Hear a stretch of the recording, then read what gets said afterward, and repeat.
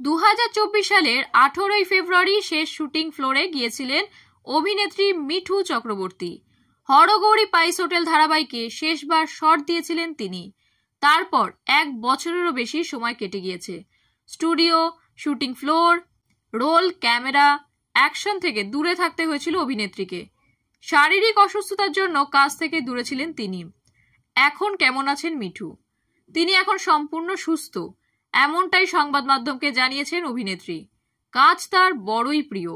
এতদিন ফ্লোর থেকে দূরে, কাজ ছাড়া জীবন মানসিক দিক থেকেও কষ্ট পেয়েছেন। তবে এবার নতুন ছন্দে কাজে ফিরছেন মিঠু। সম্প্রতি একটি বিজ্ঞাপনের শুটের জন্য কাজও করে ফেলেছেন অভিনেত্রী। একটি ভ্রমণ সংস্থার মুখ মিঠু এবং সব্যসাচী চক্রবর্তী। সেই কাজেই কয়েক ঘন্টার জন্য ফ্লোরে গিয়েছিলেন অভিনেত্রী। যদিও শুধু কয়েক ঘন্টার জন্য নয়, এবার একটানা কাজে ফিরতে চান মিঠু। বললেন, ফ্লোরে ফেরার জন্য আমি প্রস্তুত, ভালো সুযোগের অপেক্ষায় আছি। কেউ বললেই কাজে ফিরবো।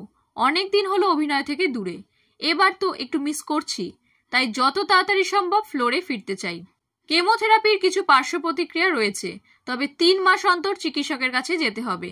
তবে চিকিৎসকের থেকে এখন গাড়ি চালানোর অনুমতি পেয়েছেন মিঠু, তাই মাঝে মধ্যেই গাড়ি নিয়ে নাতি কিংবা নাতনির কাছে চলে যান। প্রসঙ্গত 2024 সালে অর্থাৎ 1 বছর আগে ক্যান্সারে আক্রান্ত হন অভিনেত্রী মিঠু চক্রবর্তী।